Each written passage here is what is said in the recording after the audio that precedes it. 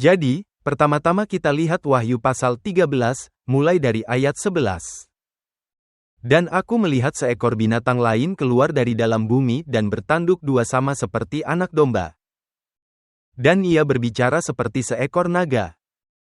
Jadi, kita tahu bahwa binatang ini melambangkan Amerika Serikat. Binatang ini sedang berkuasa di sini, terlihat seperti anak domba, memiliki prinsip-prinsip Kristen. Dua tanduk, pemisahan gereja dan negara. Tetapi kemudian dikatakan bahwa ia berbicara seperti seekor naga. Dan binatang itu mulai berbicara seperti seekor naga.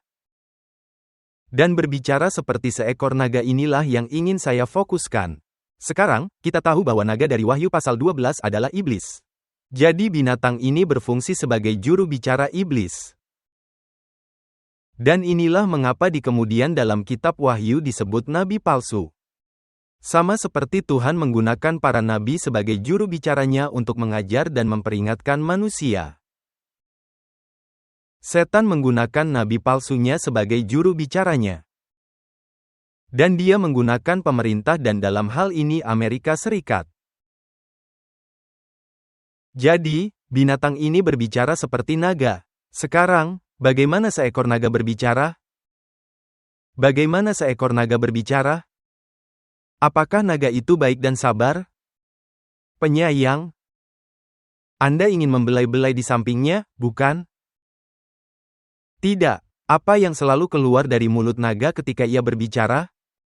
Api, kan? Kita selalu melihat api, kehancuran. Inilah gambaran seniman tentang api yang keluar dari mulut naga.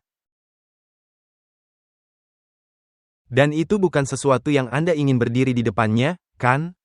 Ketika naga mulai berbicara.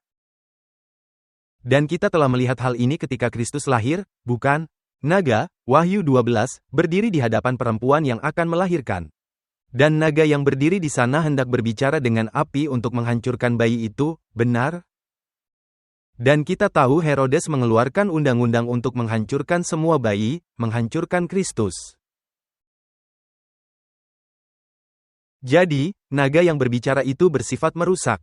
Dan Ellen White memberitahu kita dalam buku Great Controversy halaman 442, katanya. Berbicara seperti seekor naga dengan jelas meramalkan pengembangan roh intoleran dan penganiayaan. Jadi bila dikatakan bahwa bangsa ini akan berbicara seperti seekor naga, kita berbicara tentang berbicara mengenai intoleransi dan penganiayaan. Seperti yang ditunjukkan oleh bangsa-bangsa yang dilambangkan oleh naga dan binatang yang seperti macan tutul itu. Jadi, kita tahu dari mempelajari sejarah bumi ini selama zaman kegelapan, bahwa bangsa-bangsa ini berbicara dan membuat undang-undang. Dan jika Anda tidak mengikuti ajaran gereja selama zaman kegelapan, Anda dianiaya dan Anda tidak ditoleransi. Jadi Alkitab menubuatkan bahwa di Amerika Serikat, itu juga akan berbicara sebagai naga dan akan ada intoleransi dan penganiayaan. Dan binatang dari bumi ini melambangkan sebuah bangsa, yaitu Amerika Serikat. Sekarang, bagaimana suatu bangsa berbicara? Bagaimana suatu bangsa berbicara? Nah, di halaman yang sama dalam buku Great Controversy, dikatakan, berbicara, suatu bangsa adalah tindakan kekuasaan legislatif dan yudikatifnya. Jadi, bagaimana suatu bangsa berbicara? Melalui badan legislatif dan melalui penetapan atau keputusan atau perintah yudikatif. Dan sekarang kita di Amerika, kita memiliki berapa banyak cabang pemerintahan? 3, kan? Kita memiliki eksekutif, yaitu kepresidenan. Kita memiliki legislatif, yaitu Kongres. Dan kita memiliki lembaga yudikatif, yaitu Mahkamah Agung dan semua pengadilan yang lebih rendah.